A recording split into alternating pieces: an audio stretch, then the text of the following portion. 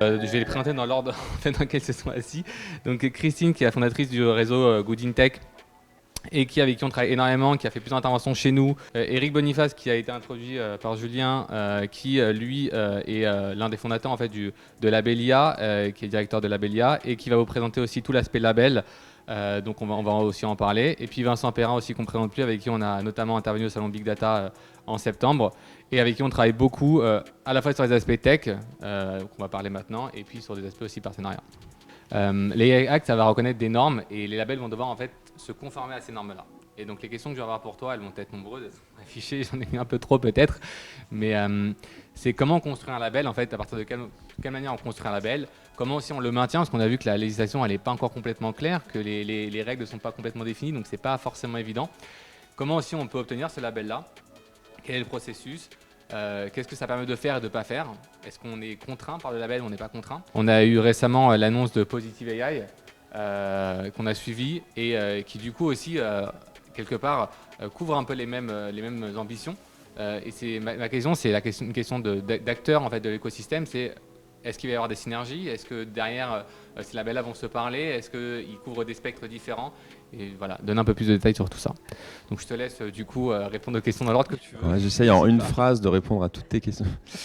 Bonjour à toutes et à tous déjà, et merci beaucoup pour l'invitation. Je suis très content d'être là. Alors comment on construit un label, c'est la première question. Je veux dire comment nous on a fait. Et je pense d'ailleurs que construire un label ces 2-3 dernières années, c'est pas la même chose que construire un label en 2023, 2024, 2025 quand on aura des normes de l'AFNOR, de VDE, d'ISO, etc. Qui seront beaucoup plus prescriptives. Donc comment nous on s'est lancé quand on a démarré sur ce travail-là en 2019? On a voulu d'abord construire un référentiel d'exigence ou de risques et de risques dont on veut se prémunir et de pratiques pour s'en prémunir.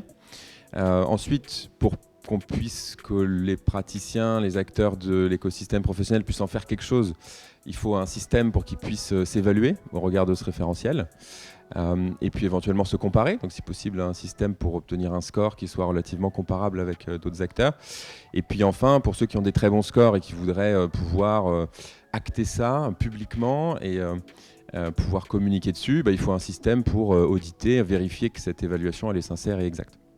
Donc on a essayé au fil des années, puis on a sorti de construire ce référentiel, ça c'était 2019. Un outil pour s'évaluer et se scorer, ça c'était 2020, et puis la partie audit, etc., label, en 2021.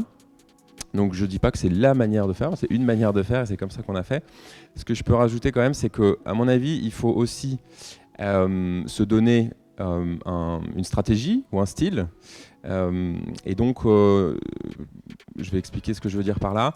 Nous, on a choisi de faire un référentiel qui soit open source, avec une fenêtre de mise à jour tous les 6 mois. Donc c'est quelque chose de très très court, hein. Quand on regarde la temporalité classique du monde normatif et réglementaire, c'est vraiment très différent. Pourquoi ? Parce que le métier aujourd'hui n'est pas stable. On l'a vu dans un certain nombre de points que Julien a présentés. On le voit tous les jours quand on est praticien et qu'on regarde les papiers de recherche qui sortent, les algorithmes qui sortent. Je ne sais pas si certains d'entre vous ont commencé à jouer avec ChatGPT qui est sorti hier. Vous allez le faire tout à l'heure, si vous ne l'avez pas fait, vous allez voir que votre vie de praticien de l'IA va changer d'un jour sur l'autre. Donc voilà, le métier n'est pas stable. Donc nous, on a proposé que ça évolue très, très fréquemment, que ce soit open source parce que les sujets sont tellement larges que personne et aucune équipe périmétrée ne peut tous les maîtriser. Donc il faut être capable de recevoir des commentaires, des questions, des critiques, des idées d'un maximum de gens. Voilà. Donc là, ça c'est une partie du style, la stratégie qu'on a choisie. Une deuxième partie importante aussi, parce qu'il y avait une question tout à l'heure sur l'humilité, etc. Moi, je pense qu'on ne peut pas faire un label universaliste, générique, tous les secteurs, toutes les tailles d'entreprise, toutes les typologies de business, etc. Donc très modestement par rapport à ça, on reste dans notre couloir. Sur la pyramide que Julien a présentée, nous, on ne sera probablement pas très pertinent par les gens qui sont concernés par le high risk. Les gens qui livrent des robots chirurgicaux aux hôpitaux, de toute façon, il y a des certifications obligatoires dans ces métiers-là. C'est pas le label Labelia qui va tout d'un coup leur permettre de vendre leurs produits plus facilement. Ça n'a aucun rapport.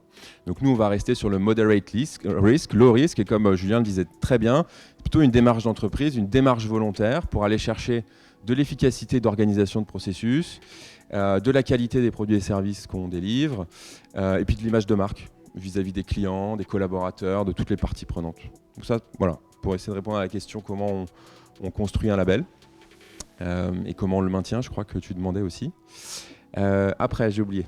On posait la question justement en fait, du process d'évaluation et comment ça fonctionne. Alors nous, comment ça fonctionne très concrètement pour revenir d'ailleurs à ce style, cette stratégie dont je parlais, le label il est open source, tout le monde peut le lire, le consulter et d'ailleurs commenter, participer à le faire évoluer ou le critiquer.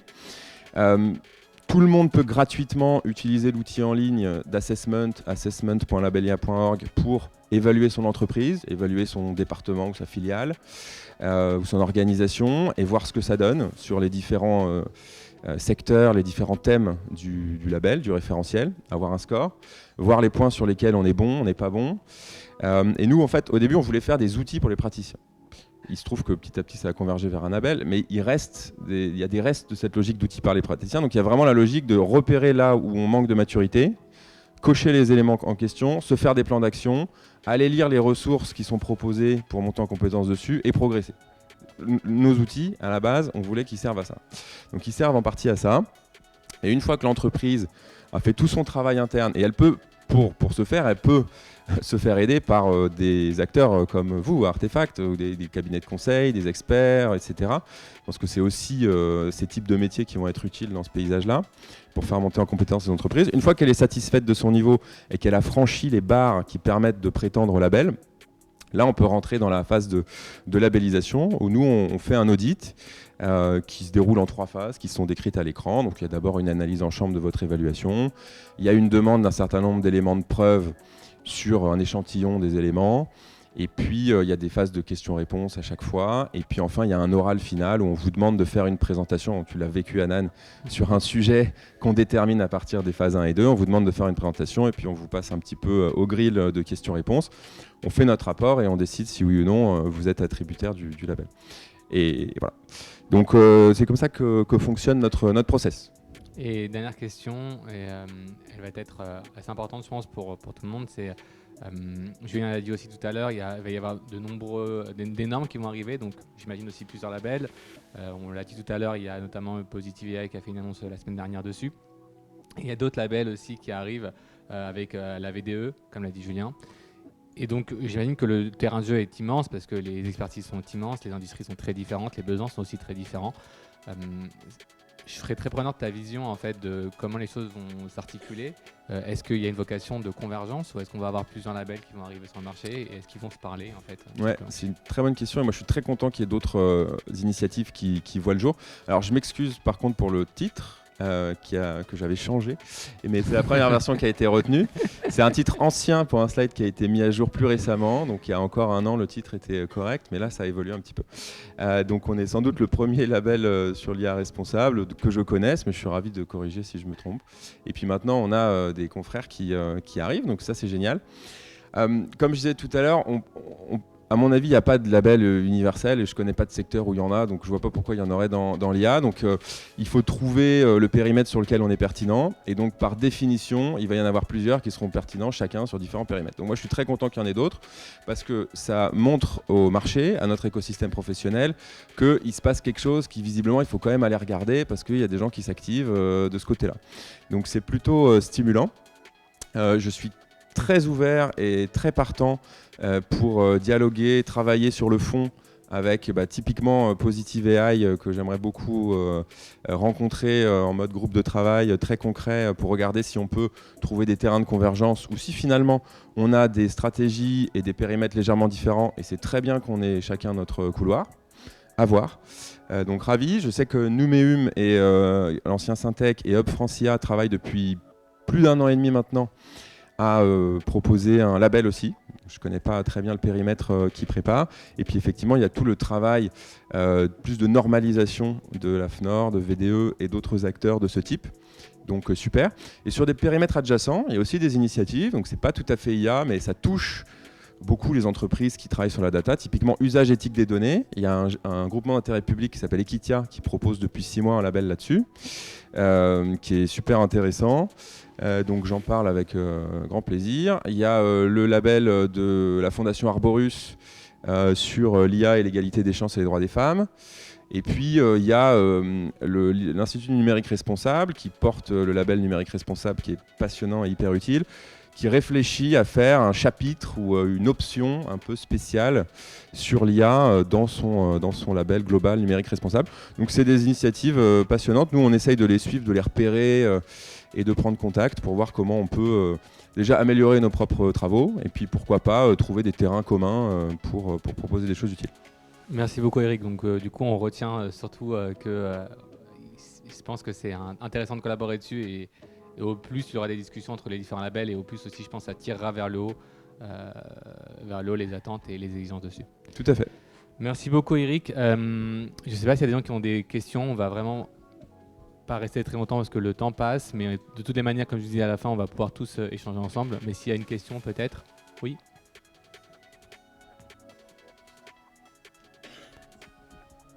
Bonjour. Alors j'avais une question qui vient plutôt d'une inquiétude. Vous l'avez dit vous-même, le monde de l'informatique et de l'IA change extrêmement rapidement. Aujourd'hui on a ChatGPT, il y a un mois on a Intel qui nous annonçait qu'il pouvait détecter les deepfakes. Comment est-ce que vous, en tant que label, vous vous assurez que vos normes ne vont pas aller à l'encontre de l'innovation technique en général ? Ok, bonjour, merci pour la question. Je pense qu'elle n'est pas facile et elle est passionnante. Je ne suis pas sûr d'avoir une réponse comme ça, claire et toute faite. Je pense que c'est une préoccupation qu'on a en tête et qui fait partie des différentes préoccupations qu'il faut avoir en tête à chaque fois qu'on étudie une exigence ou un élément de risque et de pratique à mettre en face. Mais par ailleurs, je peux dire un truc, c'est que peut-être que je me trompe sur certains labels que je connais mal, mais il me semble que les labels sont généralement assez peu prescriptifs. C'est-à-dire que le label, nous, le référentiel ne dit pas l'explicabilité, il faut faire comme ça, la robustesse, ça se teste comme ça, etc. C'est vraiment pas l'idée. Je crois que l'idée d'un label, c'est plutôt d'identifier tous les sujets à côté desquels il ne faut pas passer, sur lesquels il faut se poser des questions, sur lesquels il faut organiser des processus dans l'entreprise, sur lesquels il faut acquérir des compétences et sur lesquels il faut définir une politique interne. Et donc, c'est plus prescriptif sur ce à côté de quoi il ne faut pas passer que sur le comment faire. Et donc, je pense que quand on est dans cette approche-là, il y a relativement peu de risques qu'on bride l'innovation. Et de toute façon, comme l'expliquait Julien tout à l'heure en expliquant la différence entre les certifications et les labels, un label n'est pas un outil normatif et réglementaire. Et la loi s'impose, nul n'est censé ignorer la loi, il faut y être conforme et c'est comme ça, quoi. Donc nous c'est autre chose, on disait tout à l'heure, démarche volontaire d'entreprise, image de marque, qualité des produits, etc., quoi. Merci beaucoup. Donc s'il y a d'autres questions, je propose qu'on les traite à la fin. Et du coup on va avancer donc avec Christine, comme on dit tout à l'heure, qui est fondatrice du réseau de recherche Goodin Tech. Christine, je vais te laisser un petit peu revenir sur ce qu'a dit Julien tout à l'heure, mais aussi ce qu'a dit Eric. C'est qu'on a vu qu'en fait les entreprises commencent un peu à s'autoréguler parce que la législation n'est pas encore en place, parce que c'est pas encore complètement sec.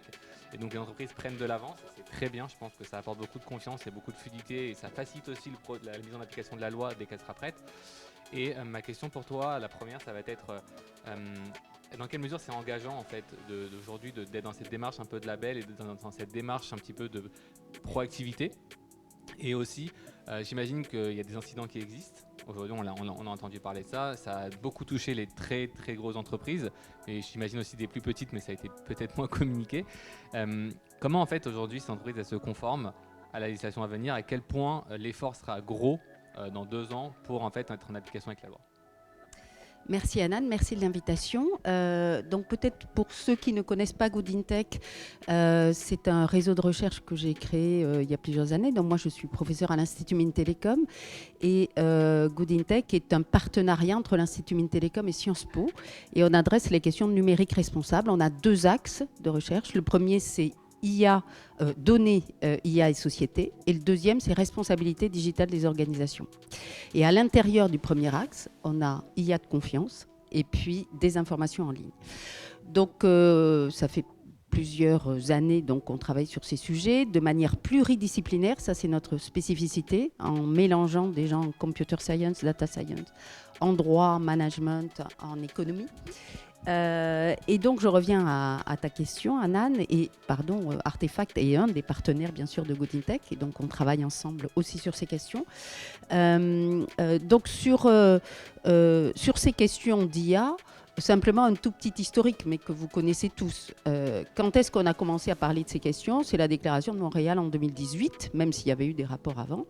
Et donc, à partir de là, effectivement, il y a tout un tas d'organisations qui ont commencé à dire, bon, il faut faire quelque chose avec l'IA. Et là, on a plusieurs démarches, et ça a été très bien décrit par Julien, c'est-à-dire qu'on a une première démarche qui a été faite à peu près par tous les grands groupes, qui sont des chartes pour les data scientists, une charte de l'IA. Alors, à peu près tous les grands groupes ont décrit un certain nombre de principes dans ces chartes. Quelle est la limite d'une charte? Il n'y a aucune valeur juridique. C'est un engagement et une sensibilisation quand même des équipes de data scientists, c'est intéressant. C'est un premier pas, mais c'est un engagement, je suis un peu critique toujours par rapport aux chartes, c'est un engagement de façade parce qu'il n'y a pas de sanctions, il n'y a pas de contrôle non plus de tout ce qui est fait. Et souvent, pour avoir discuté avec des grands groupes, en fait, une charte, comme en fait, il faut aussi se mettre d'accord sur ce qu'on est capable de dire, ce qu'on est capable de faire, etc. Finalement, dans la charte, il ne reste pas grand-chose. Voilà. Donc ça, mais c'est quand même un premier pas. Le deuxième pas, c'est le label. Et ça a été, bien sûr, très bien présenté. Le label, c'est quand même une énorme démarche aujourd'hui parce qu'on va regarder un fonctionnement d'entreprise, on va poser des questions, on va rentrer dans le système. Simplement, la limite du label, ça a été aussi évoqué, c'est qu'il n'est pas normatif. Donc, une entreprise, une organisation peut créer un label et avoir des clients et travailler avec un certain nombre de clients. Et effectivement, quel est le label qu'on doit choisir? Donc, par exemple, en France, il n'y a pas de loi qui définit ce qu'est un label. Il n'y a pas de loi qui définit les règles même d'un label.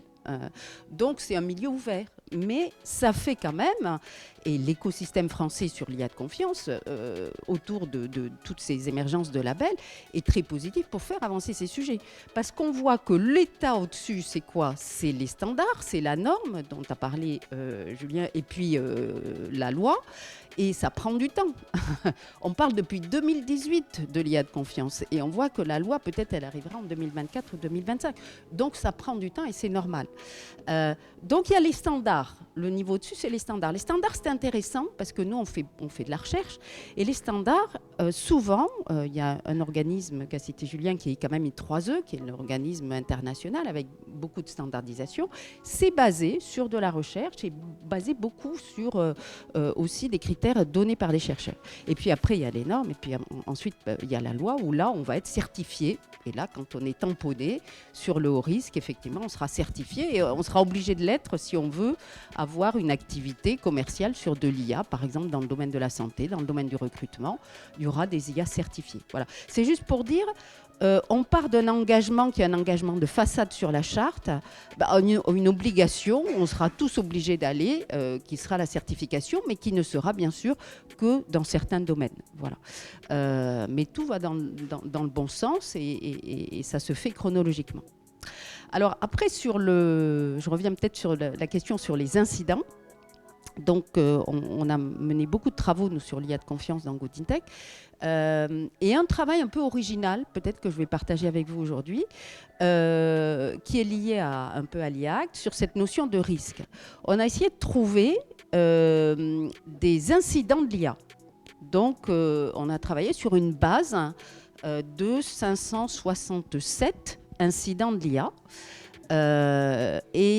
On a regardé comment ces incidents de l'IA étaient, je dirais, comment on pouvait les mettre dans des cases par rapport à l'IA Act qui arrive.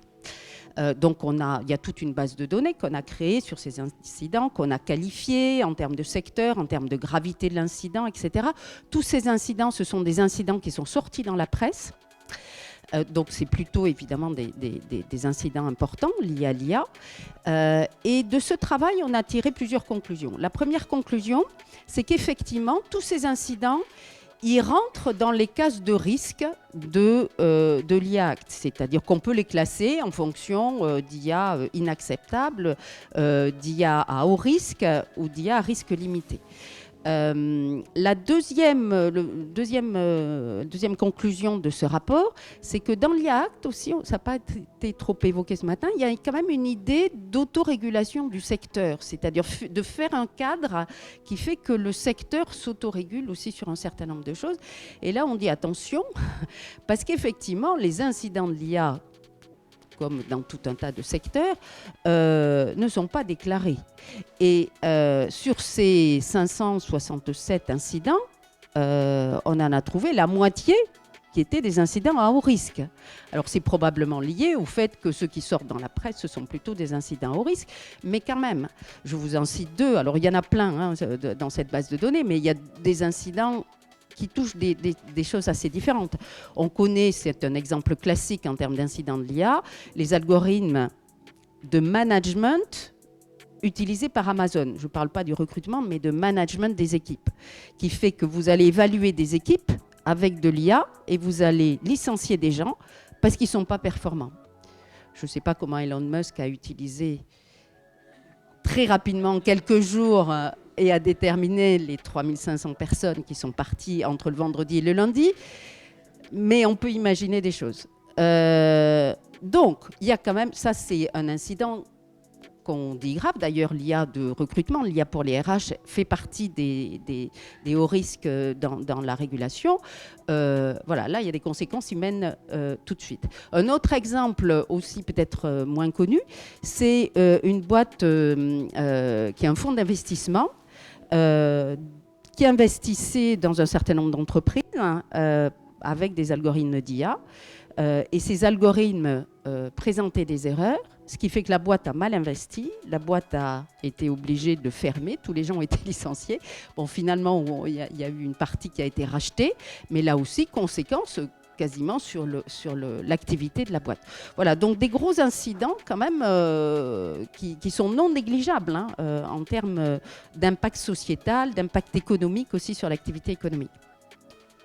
Donc, pour revenir aux incidents de l'IA, nous, alors on est un peu activiste aussi quand même, mais notre recommandation, c'est quoi? C'est qu'il faut déclarer de plus en plus les incidents de l'IA. Vous savez, moi je compare ça aux insatisfactions clients. Et il y a une différence de culture énorme entre la France et les États-Unis. Quand les clients ne sont pas satisfaits en France, généralement on le cache.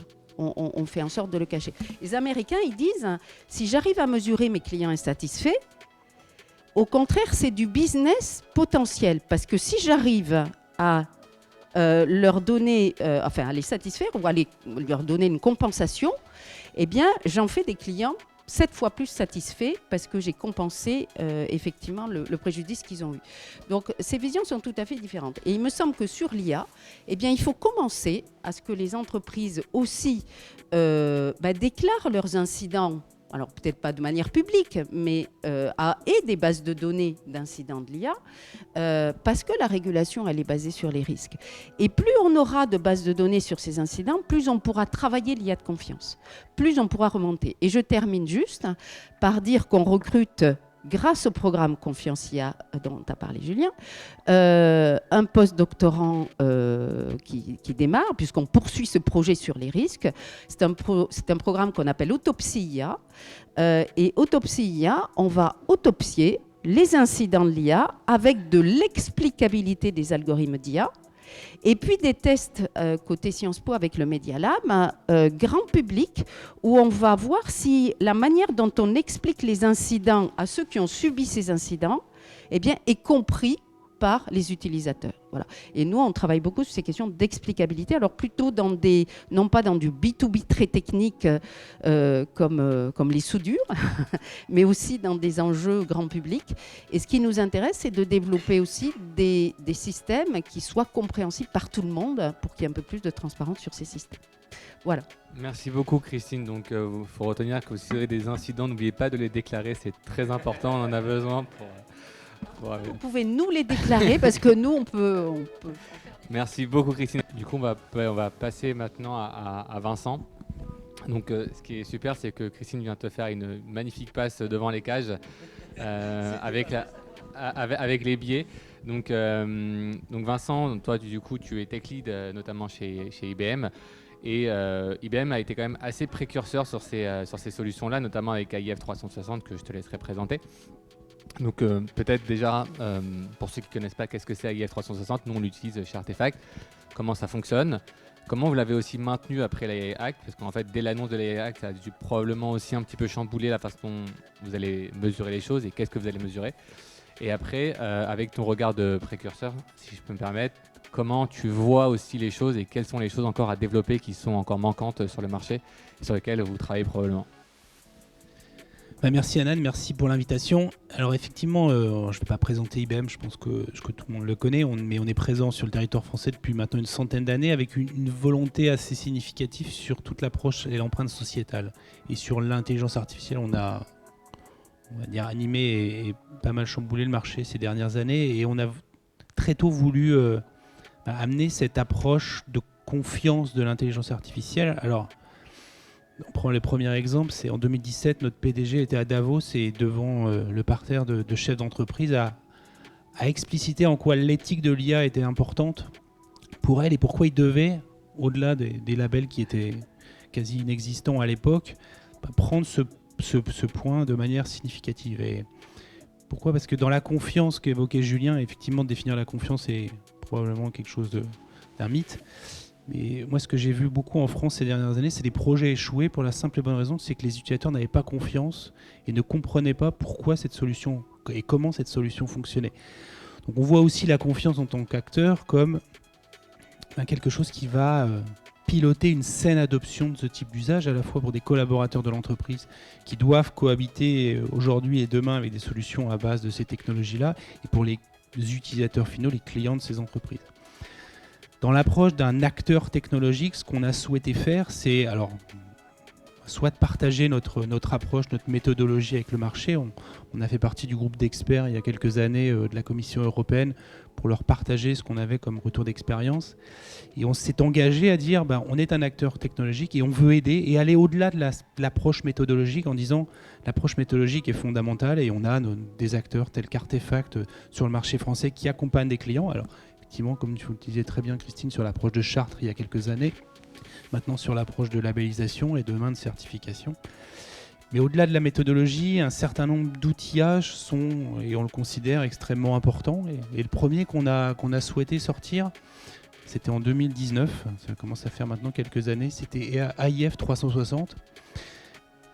Et premier élément, c'était de le sortir en open source, parce qu'on a vraiment cette empreinte de dire que ça doit être quelque chose de fondamental. Et AIF 360, c'est une librairie qui va regrouper, on va dire, le state of the art en termes de gestion de la discrimination des biais dans les modèles d'intelligence artificielle.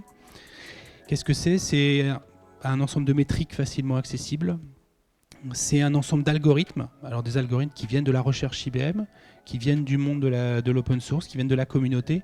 Et on a essayé de les fédérer dans cette librairie-là, qui est extensible et qui évolue au quotidien par des équipes de recherche IBM, par des acteurs français et internationaux.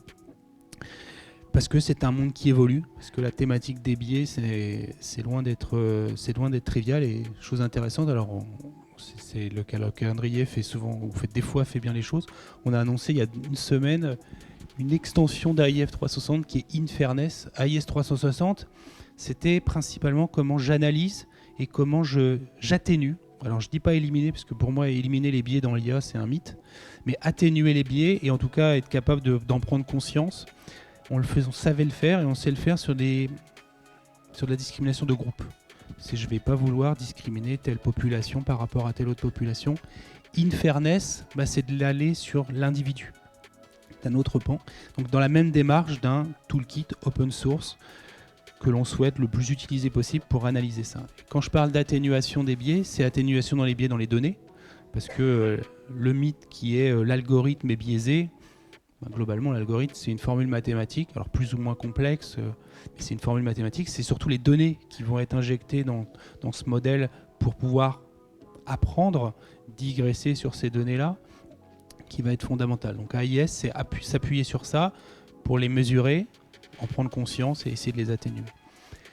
Et on a continué dans cette démarche-là parce que si on regarde les 7 guidelines de l'époque et ce qu'on voit dans AI Act aujourd'hui, c'est un certain nombre de choses, et dans un certain nombre de choses, ils sont importants d'être outillés. L'explicabilité, qui est un sujet, ou l'interprétabilité, suivant, c'était très bien décrit par Julien tout à l'heure, on va prendre l'angle, c'est comment je vais essayer d'amener une notion de compréhension sur quel est le résultat de l'inférence d'un modèle.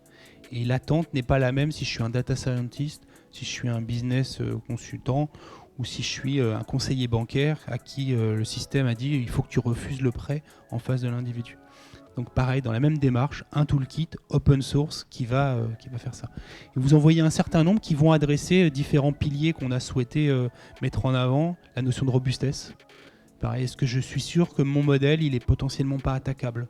Personne n'a digressé sur les données. Vous avez probablement tous vu dans la littérature de la recherche le one pixel attack, ce que je montre souvent à des étudiants ou à certains clients pour leur faire peur, la tortue et l'arme à feu, un modèle de reconnaissance visuelle qui reconnaît une arme à feu plutôt qu'une tortue ou réciproquement. Et on a continué cette démarche-là aussi en essayant d'intégrer dans des outils les démarches méthodologiques qu'on a pu avoir avec les clients. Il y a un élément qui est assez intéressant qui s'appelle AI Fact Sheet. Vous connaissez tous le Nutri-Score dans l'alimentaire. On essaie de faire la même chose dans les modèles d'intelligence artificielle, documenter tout le cycle de vie d'un modèle d'intelligence artificielle pour aussi l'intégrer dans tous les outils de GRC, de gestion de la réglementation et de la conformité pour les organisations, pour pouvoir amener cette traçabilité sur comment ce modèle a été construit, comment ce modèle évolue, quelles ont été les données, quels sont les KPI en termes d'accuracy et autres métriques qui sont diverses et variées autour de l'intelligence artificielle, et aller jusqu'au décommissionnement de ces modèles-là. Donc voilà, on est vraiment dans cette démarche-là de dire on va outiller au-delà de la méthodologie, ça en tant qu'acteur technologique. Alors comment on voit les choses évoluer ? Globalement, c'est un monde qui est en perpétuelle évolution. J'ai bien aimé ce que monsieur a dit, j'utilise souvent ce terme, et je pense qu'il faut être humble devant ça. Un certain nombre d'entreprises se sont fait, entre guillemets, avoir par l'intelligence artificielle, on crée un certain nombre de risques. Ça peut arriver à tout le monde. Ce qui est important, c'est déjà de prendre conscience que ça peut arriver. Et je pense que cette notion de label et le type d'éducation, et même si le terme n'est pas le meilleur usité, est important de faire aujourd'hui, c'est de prendre conscience de ça. L'IA, c'est un outil et c'est suivant comment on va l'utiliser qu'on va potentiellement faire des choses bien ou on va potentiellement faire des choses mal, mais il faut en prendre conscience. Et globalement, on a essayé de lister et on partage avec des clients sur cette approche de quelles sont les bonnes démarches, les bonnes initiatives à prendre en compte. Et c'est globalement de dire, et ça sera un peu ma conclusion de point, c'est il faut voir ça de manière holistique. Et c'est pas juste un groupe dans l'organisation qui va gérer l'éthique, qui va avoir une approche un peu consultative, mais de dire l'éthique, il doit être by design dans les organisations pour la conception de solutions. Du data scientist qui va commencer à préparer de la donnée, qui va concevoir ses modèles, qui va les mettre en production, le manager qui va l'accepter, les clients qui vont l'utiliser. C'est vraiment toute cette chaîne-là qui doit prendre cette thématique-là parce que, et je pense qu'il faut le voir aussi en tant que citoyen, ça nous impacte dans nos vies. Je ne vais pas faire le test avec vous depuis ce matin combien de solutions à base d'intelligence artificielle vous avez utilisées. Mais je pense qu'on doit tourner autour d'une dizaine sans trop de difficultés. Alors certaines sont non risquées, d'autres le sont un peu plus.